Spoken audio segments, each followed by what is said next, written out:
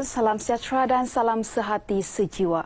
Polis Sabah berjaya menggagalkan rancangan pengedaran dada di sekitar Bandaraya Kota Kinabalu dengan penangkapan dua lelaki tempatan dipercayai dalam sindiket dadah yang telah beroperasi selama setahun. Suspek ditangkap di sekitar Jalan Gaya dan pusat beli belah sekitar Kota Kinabalu antara 5 hingga 6 petang 29 Ogos lalu. Dalam sidang media di Ibu Pejabat Polis Kontingen IPK Sabah di Kepayan, Ketua Jabatan Siasatan Jenayah Narkotik, Superintendent Muhammad Fazil A. Rahman berkata, pihaknya turut merampas sebuah beg disyaki berisi dada jenis syabu.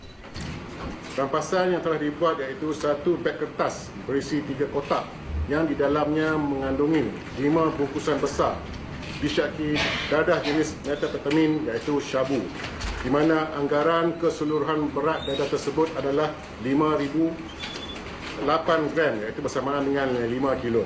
Rampasan dada tersebut merupakan kes rampasan kedua terbesar tahun ini. Kedua-dua suspek kini masih ditahan untuk siasatan lanjut dan polis percaya ada anggota kumpulan ini masih bebas. Kes disiasat mengikut Seksyen 39B Akta Dadah Berbahaya 1952. Kerajaan negeri akan terus komited dalam membantu segala usaha ke arah kemajuan dan peningkatan tahap pendidikan tinggi negara. Ini termasuk mewujudkan persekitaran pengajian kondusif dan selesa. Menurut Ketua Menteri Datuk Seri Panglima Musa Haji Aman, sejak UMS ditubuhkan, pembangunan dan kemajuan negeri telah bergerak seiring untuk menampung pelbagai keperluan terutama melibatkan aspek ekonomi dan sosial pelajar. Ia secara tidak langsung memberi kesan positif kepada nilai tambah dan peningkatan taraf hidup serta ekonomi masyarakat setempat. Beliau berucap sempena Majlis Lafaz Ikrar 4,579 pelajar baharu Universiti Malaysia Sabah UMS sesi 2016-2017 di Dewan Chancellor UMS Kota Kinabalu. Turut hadir Naib Chancellor UMS Profesor Datuk Dr. Muhammad Harun Abdullah. Datuk Musa yang juga Pro Chancellor UMS turut mengingatkan mahasiswa agar lebih bersedia dan bergerak pantas dalam menghadapi pelbagai cabaran dan persekitaran pembelajaran baharu. Mereka juga diingatkan agar lebih berdikari dan tidak bergantung sepenuhnya kepada pensyarah untuk mengelak daripada ketinggalan semasa sesi pembelajaran.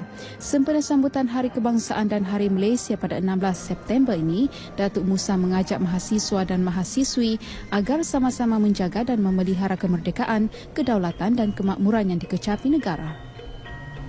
Semua projek pembangunan dan prasarana utama perlu melepasi tahap minima kemapanan alam sekitar dalam usaha mewujudkan pembinaan mapan, mesra alam dan berkualiti. Ia juga selaras matlamat kerajaan untuk memasukkan elemen kemapanan ke dalam kontrak perolehan standard bagi projek bangunan dan prasarana awam menjelang akhir tahun depan.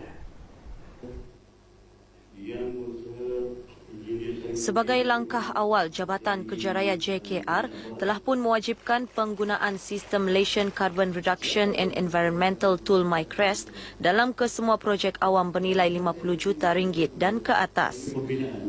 Timbalan Menteri Kejaraya Malaysia Datuk Rosnah Abdul Rashid Sherlin, penggunaan MyCREST berupaya mengurangkan kesan pelepasan karbon untuk mengelakkan bencana alam sekitar dan kemudaratan kepada hidupan. Ia akan mengukur kesan pelepasan karbon secara menyeluruh di peringkat reka bentuk, pembinaan, operasi dan penyelenggaraan. Selain MyCREST, Lembaga Pembangunan Industri Pembinaan Malaysia CIDB juga giat mempromosikan perisian Building Information Modelling BIM untuk mengurangkan tempoh reka bentuk bangunan dan menjimatkan masa serta kos pembinaan. Perisian tersebut akan membangun dan menguruskan model maklumat bangunan menerusi penggunaan imej 3 dimensi selain menampilkan informasi reka bentuk pintar. Datuk Rosnah berucap merasmikan seminar BIM dan MyCREST kepada penggiat industri pembinaan di Kota Kinabalu. Seramai 320 pakar industri, kementerian, agensi kerajaan, korporat dan swasta menyertai seminar ini. Kumpulan ketiga jemaah haji dari Sabah yang melibatkan seramai 150 orang berlepas ke Kuala Lumpur 11.15 malam tadi sebelum meneruskan penerbangan ke Mekah.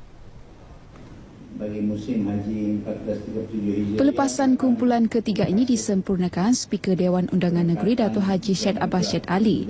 Turut hadir Timbalan Pengarah Tabung Haji Sabah yang juga Pengarah Operasi Stesen Kota Kinabalu Haji Nur Saiful Adlan Dimyati. Terdahulu ketika berucap merasmikan bakal haji berkenaan di Kompleks Tabung Haji Kota Kinabalu, Datuk Syed Abbas mengingatkan semua bakal haji menghindari sebarang perhimpunan atau demonstrasi yang mencabar pelbagai pihak. Perbuatan itu bukan sahaja menyulitkan pihak tabung haji, malah menjejaskan hubungan baik antara Malaysia dan Kerajaan Arab Saudi. Bakal haji sebaliknya diminta sentiasa menjaga tingkah laku dan imej serta nama baik negara sepanjang menunaikan ibadah haji. Sekian berita dari Sabah petang ini, teruskan dengan Ismail di Angkasa Puri. Silakan.